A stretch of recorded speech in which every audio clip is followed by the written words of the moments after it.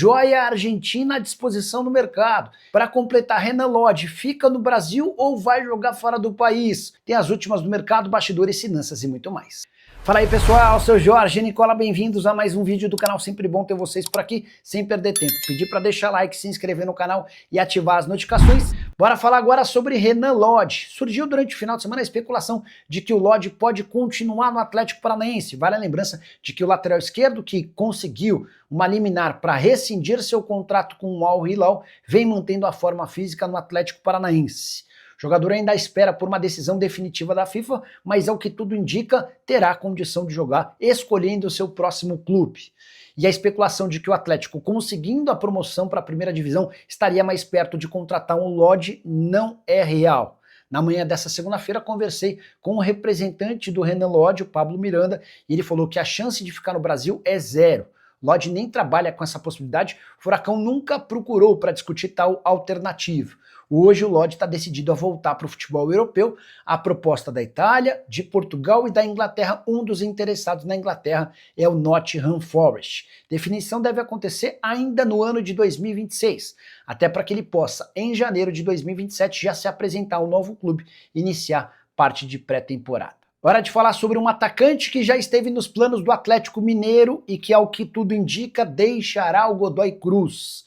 Eu me refiro a Santi Andino, atacante de 20 anos de idade, titular absoluto do Godoy Cruz e jogador da seleção argentina sub-20. Jogou Sul-Americano e Mundial nessa temporada. Pois bem, o Godoy Cruz foi rebaixado para a segunda divisão do futebol argentino no sábado depois de mais um empate. Campanha ruim de uma vitória, 9 empates e 6 derrotas. Godoy Cruz que havia sido eliminado pelo Atlético Mineiro na Sul-Americana, e foi nesses dois confrontos que o Santi Andino chamou muita atenção de dirigentes do Atlético. Ele inclusive marcou o gol do Godoy Cruz na derrota por 2-1 de virada na Arena MRV.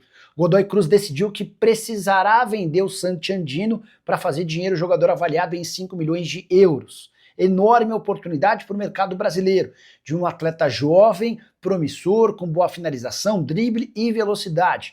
É o tipo do ponta em extinção. Por uma cifra relativamente aceitável, 5 milhões de euros é o que se imagina que possa fazer negócio. Temporada atual com a camisa do Godoy Cruz de 30 partidas, 6 gols e 3 assistências. Primeiro rebaixamento do Godoy Cruz em 17 anos, até por isso, necessidade urgente de fazer dinheiro. Você, torcedor do Galo, lembra do Santi Andino? Gostaria de vê-lo jogando no seu clube do coração? Já usa o espaço para comentário e registre a sua opinião, beleza? Na sua opinião, o Galo ganha a Sul-Americana? Se ganhar, você tem notícias ou ideia de reforços? Leonardo, estando na Libertadores, dá para cravar que a perspectiva de reforços é bem maior e melhor do que não estando.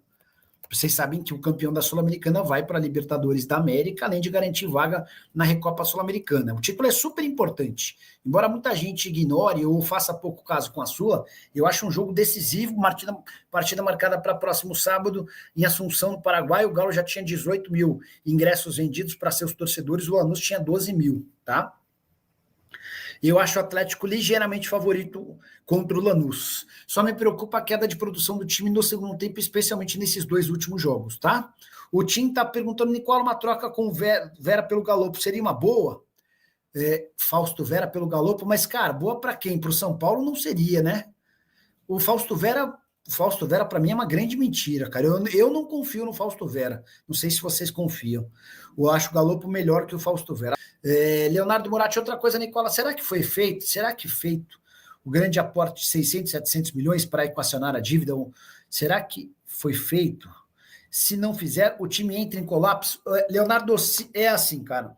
Os caras buscam essa bolada de 600 a 700 milhões por entenderem que as contas que o Atlético tem para pagar são inviáveis diante da realidade e da capacidade de arrecadação do Atlético. Os caras procuram desde o início do ano, desde o fim do ano passado, alguém que aporte esse dinheiro. E ninguém tem aparecido. Então, são duas as possibilidades. Ou o Atlético entra numa situação financeira delicadíssima, ou o Rafael e o Rubens Menin, que tem um enorme patrimônio, vão precisar colocar dinheiro, tá bom?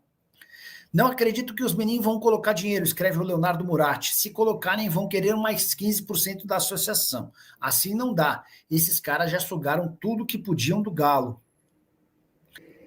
O Tim está perguntando, Nicola, alguma atualização de Sandino Andino? E se o R10 será o garoto de propaganda do Galo na Nike. Em relação a essa história da Nike de Ronaldinho Gaúcho, não tenho nenhuma informação, tá? Sobre o Sandino Andino, muito bom jogador, atacante de 20 anos de idade, que pertence ao Godoy Cruz. O time dele foi rebaixado na Argentina depois de 17 anos.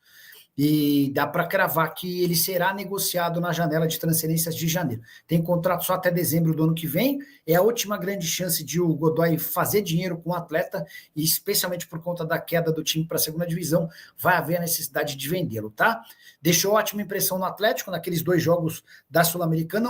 Nenhum deles, na Arena MRV, foi do Andino, um dos gols, tá bom?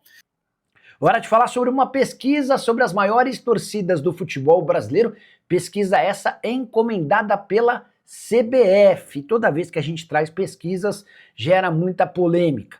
Primeira colocação nessa pesquisa do Flamengo, 26%. Corinthians aparece em segundo com 19%. São Paulo é o terceiro com 9%. O Palmeiras é o quarto com 7%. Na sequência, o Vasco da Gama, 5%. O Internacional, 4%. E o Cruzeiro, também 4%. Com 3% aparecem Atlético Mineiro, Grêmio e Santos. 2% para Botafogo, Bahia e Fluminense. Outros times somam 11%. Gostaria que você usasse o espaço para comentar. Primeiro, para dizer se acredita em pesquisas sobre tamanho de torcida. E depois, o que você pensa sobre esses números que eu apresentei, beleza? Hora de falar sobre os clubes brasileiros e o fair play financeiro. Ao longo da semana, a CBF anunciou como pretende começar a praticar o fair play financeiro a partir de 2026. Só para você entender, esse fair play financeiro tem a intenção de exigir que os clubes só gastem aquilo que são capazes de arrecadar, para acabar com essa história de clubes devedores. Pois saibam que se as regras que serão aplicadas a partir de 2026 já estivessem valendo no Campeonato Brasileiro do ano passado, só 7 dos 20 times da Série A seriam aprovados. Você quer saber quais são os 7, certo? Flamengo, Palmeiras, Atlético Paranaense, Atlético Goianiense, Criciúma, Cuiabá e Juventude. E a coisa mais alarmante vem agora. Falei sobre 7 clubes aprovados numa atmosfera ou numa demonstração de 20, certo? Pois saiba que desses 7, 4 caíram. Os 4 rebaixados estavam entre o grupo de times que respeitava o fair play financeiro. São eles o Cuiabá, o Atlético Goianiense, o Criciúma e o Atlético Paranaense. Sobre os 13 clubes que jogaram a Série A do ano passado e teriam sido reprovados se o fair play já estivesse valendo: Botafogo, que foi campeão, Fortaleza, 4º colocado, Internacional, São Paulo, Corinthians, Bahia, Cruzeiro, Vasco, Vitória, Galo, Fluminense, Grêmio e Red Bull Bragantino.